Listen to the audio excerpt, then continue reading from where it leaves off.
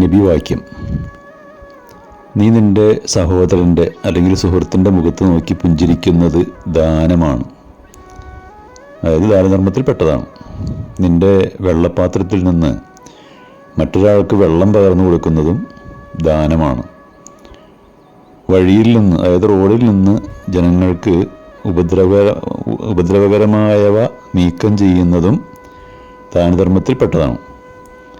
ജനങ്ങൾക്ക് നന്മ ഉപദേശിക്കുന്നതും തിന്മ വിരോധിക്കുന്നതും ദാനധർമ്മമായി ദൈവത്തിങ്കൽ രേഖപ്പെടുത്തപ്പെടുന്നതാണ്. ധർമ്മം കൊടുക്കുക അല്ലെങ്കിൽ ദാനം ചെയ്യുക എന്നത് ആർക്കെങ്കിലും എന്തെങ്കിലും ധനസഹായം ചെയ്യുന്നതിൽ മാത്രം പരിമിതമല്ല.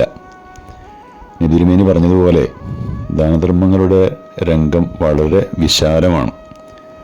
മനുഷ്യൻ ചെയ്യുന്ന ഓരോ സൽക്കർമ്മവും ദാനധർമ്മത്തിൽ പെടുന്നത് തന്നെയാണ്. ജനങ്ങൾക്ക് ചെയ്യുന്ന ചെറുതും വലുതുമായ ഏതൊരു സേവന പ്രവർത്തനവും ദാനധർമ്മത്തിൻ്റെ പരിധിയിൽ വരുന്നതാണ്. അവക്കെല്ലാം തന്നെ ദൈവത്തിങ്കൽ തക്കതായ പ്രതിഫലം രേഖപ്പെടുത്തപ്പെടുകയും ചെയ്യും. പക്ഷെ ഒരു ഉപാധിയുണ്ട്. അത് ചെയ്യുന്ന ആൾ തികഞ്ഞ ദൈവവിശ്വാസിയായിരിക്കണം. മരണാനന്തര ജീവിതത്തിൽ താൻ ചെയ്ത പ്രവർത്തനങ്ങൾക്കുള്ള പ്രതിഫലം ദൈവം തനിക്ക് നൽകും എന്ന പ്രതീക്ഷയും അഭിലാഷവും അയാൾക്കുണ്ടായിരിക്കുകയും വേണം.